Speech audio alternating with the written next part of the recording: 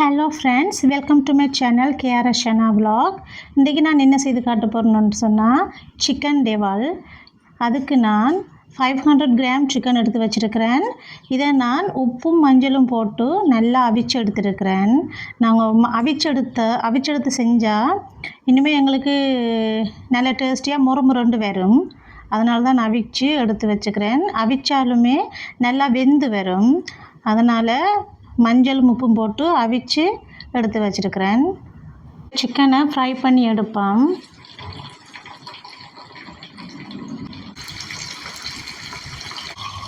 Chicken எங்களுக்கு golden ப்ரௌனாக வெந்துட்டுது.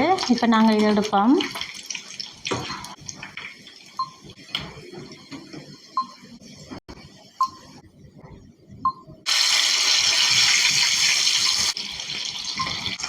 இப்போ எங்களுக்கு சிக்கன் டெவல் செய்கிறதுக்கு கறி மிளகாய் தேவை, 2 தக்காளி, மற்றது வெங்காயம்.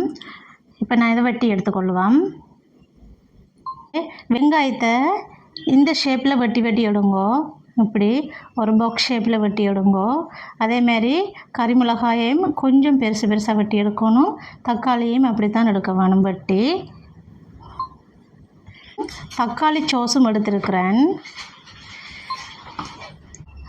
சோயா சாஸும் எடுத்துருக்கிறேன். வெங்காயத்தை போடுவோம். இதுக்குள்ளே கடுகும் வெந்தயம் போடுறதில்ல.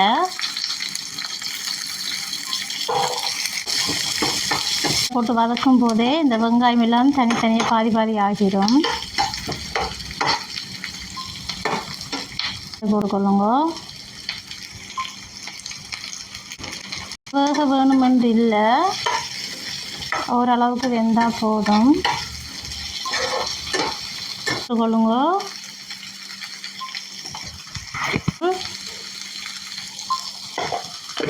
தூள் போட வேணும். ஏண்டா இந்த சோயா சாஸ்லேயும் உப்பு இருக்குது, டொமேட்டோ சாஸ்லேயும் உப்பு இருக்குது. நாங்கள் சிக்கன்லேயும் உப்பு மஞ்சளும் போட்டு அவிச்சிருக்கிறோம். உப்பு வந்து பார்த்து போட்டுக்கொள்ளுங்க. இதோடு சேர்த்து தக்காளியை போட்டுக்கொள்ளுவோம்.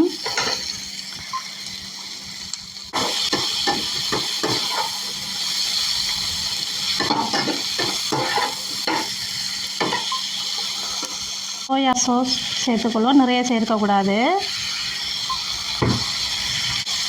சோயா சாஸ் சேர்த்ததுமே இதுக்கு போட்டுக்கிற எல்லாமே நல்லா வெந்து வந்துடும்.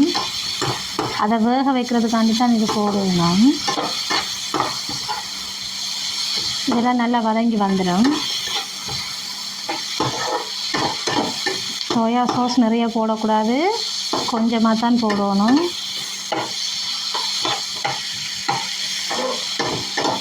நீ வச்சுக்கிற சிக்கனை போட்டுக்கொள்ளுவோம்.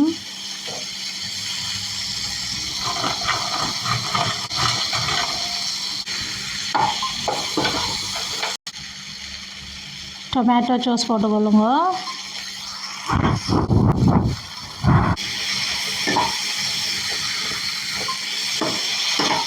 Brown sugar சேர்த்துக்கொள்கிறேன்.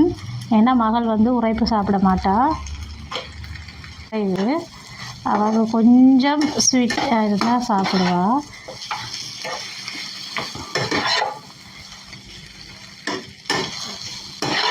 சிக்கனை வந்து கடலைமா போட்டு முட்டையெல்லாம் போட்டு மிக்ஸ் பண்ணி தான் பொரிக்கிறவே. அது ஹோட்டலில் கூடுதலாக அப்படி பொரிப்பினா.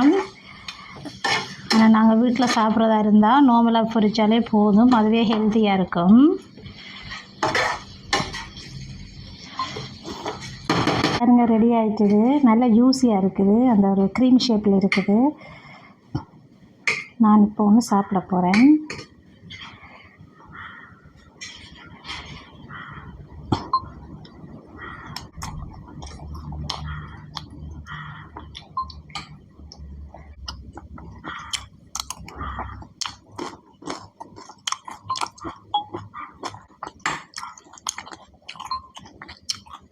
டேஸ்ட்டாக இருந்துச்சு. நீங்களும் இதே மாதிரி வீட்டில் செஞ்சு சாப்பிட்டு பாருங்க. சேனலை வந்து சப்ஸ்கிரைப் பண்ணிக்கொள்ளுங்க.